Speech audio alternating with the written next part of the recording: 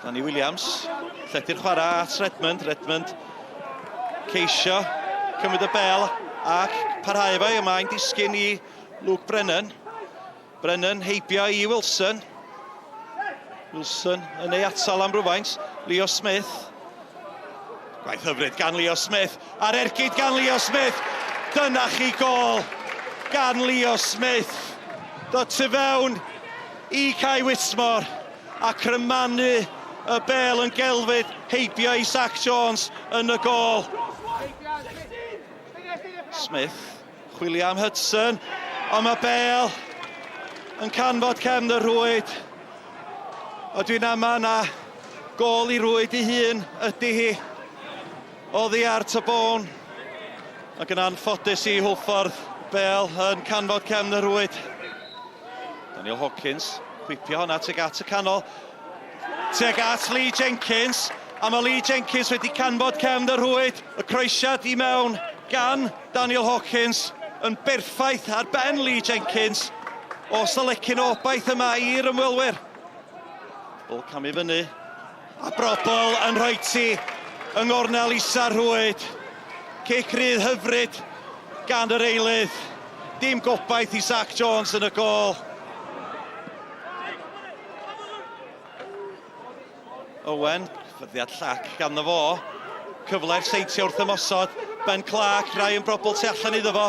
Brobl, cyffyrddiad gwael gan Brobl, yma i wedi mynd heibio i Tybone.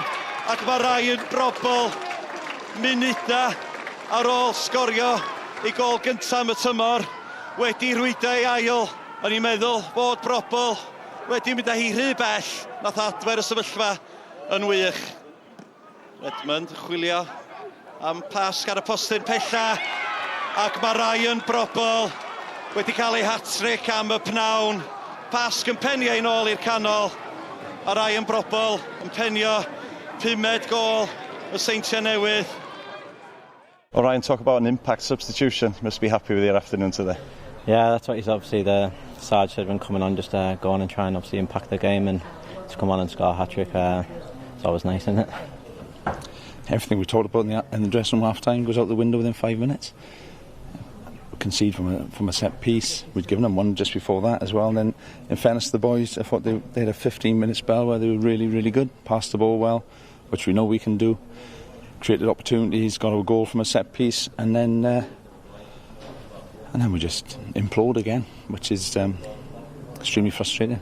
Well, Chris, nice 3 points for you today. Can you sum up your feelings? Yeah, I think obviously everyone knows what quality Ryan Brobble's got, so it's great to have him back. It's great to have him off the bench. Played 90 at Bala, so we're just looking after him a little bit, and he showed the quality he's got. I think first half he snatched at some things and a bit wasteful again. But they set up well, frustrated us a little bit first half, and then as I say, as the spaces opened up a little bit, then there's no one better to have than Brobs. Was that sort of the plan? Wait for the game to open up a little bit and then bring the subs on? Yeah, it tends to happen here, doesn't it?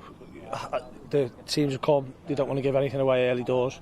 They sit in deep, they frustrate us. It's a sticky pitch, so we've got to shift it quick, and then. But look, the quality of the squad and stuff. We're starting to get a lot of players back now.